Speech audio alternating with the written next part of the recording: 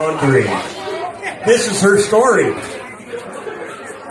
Marianna Wierzba Mondry came over before the Civil War with 5 of her daughters. 4 of them were already married. 1 of them got married while she was over here. Where was Mr. Mondry? He stayed home in Poland. He didn't want to come to the new country. He was the lord and the master of the family, and he was going to stay in Poland. Well, I guess she showed him who the real lord and master of the family was.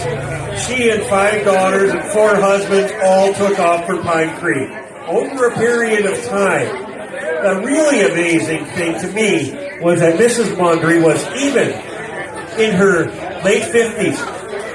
She just came here in her late 50s. When I was in my late 50s, all I wanted to do was retire. And that's what I did.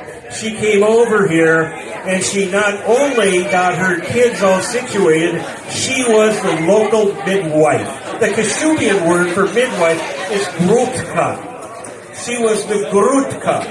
In Polish, she was an akuzerka.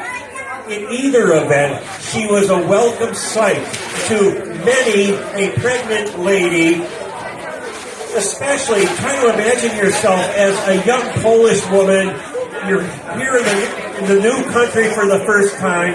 You're giving birth to your first child in the middle of nowhere in a country where you don't speak the language, and your mom's not here, and your grandma's not here, your aunts are not here, your sister's not here, your cousins, your women folk are all in the old country, and it's just you and this baby who wants out right now. And you see the figure of Marianna Mondry coming through the door, and you know everything is going to be okay. You don't hear much about her in any history book or anything like that, but for maybe 15 years or so, she delivered just about every Polish kid, every Bohemian kid, every Swiss kid in the area. 4 of her daughters are buried on the hill here in Pine Creek with their husbands. I'm just going to list their names and maybe mention a thing or two, because if I tried to cover all the descendants of Marianna Mondry, I'd still be here tomorrow morning with my vocal cords bleeding from the effort. Maggie Mondry, well, let's see, one daughter, Marianna, married a guy named Joseph Krzyzewski. They all wound up in Winona. So if you're a Krzyzewski, you can still be a Mondry too. Maggie Mondry got married to Martin Gillespie in Winona in 1863, and they wound up down there on Whistler's Pass, producing a large family which includes a great Winona and Dodge historian who needs to be remembered from all time, and that would be Ron Gillespie, who wrote down these stories for us to know and understand, and I'm standing on his shoulders right now. We're sitting on his shoulders. The oldest daughter, Julia, married Dominic Hamersky. They moved to Winona for a while. Dominic Hamersky was a man of principle. He was the organist and teacher at St. Stan's. One day, the Father Paholski said, "I'm in charge of all liturgical music now." Dominic Hamersky didn't say anything. 4 months later, he took a job in Michigan. That's how Kashubians roll. When he came back to Winona after 7 years, he started a grocery store across the street from St. Stan's. He was a man of principle. On the other hand, his son, R.J. Hamersky, Romuald Hamersky, oh hell, this isn't in the story, but I gotta tell you this. Romuald J. Hamersky, who was a Mondry, was 19 when he applied for the job of church organist at St. Stan's. There were 6 applicants.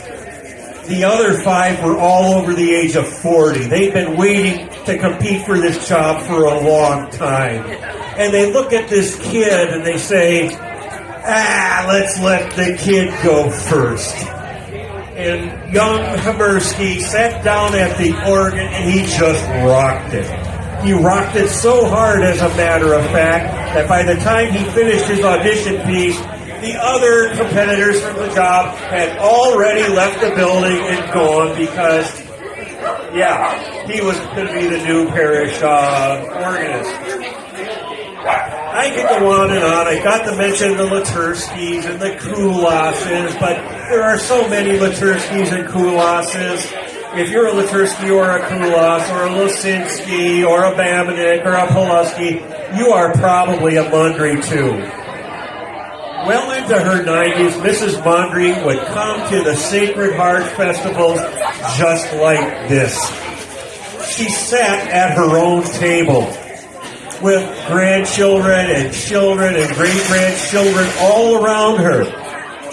And people would pass by and say hello and wish her well to thank the great woman who had brought so many Dodge and Pine Creek people into this life. And she's buried now up on the hill in a very simple grave. It says Marianna Mondra, nothing else fancy about it. And if by chance you find yourself going up there, just stop and say a silent prayer of thanks for the life of the matriarch of Pine Creek, Mrs. Marianna Mondry. Thank you.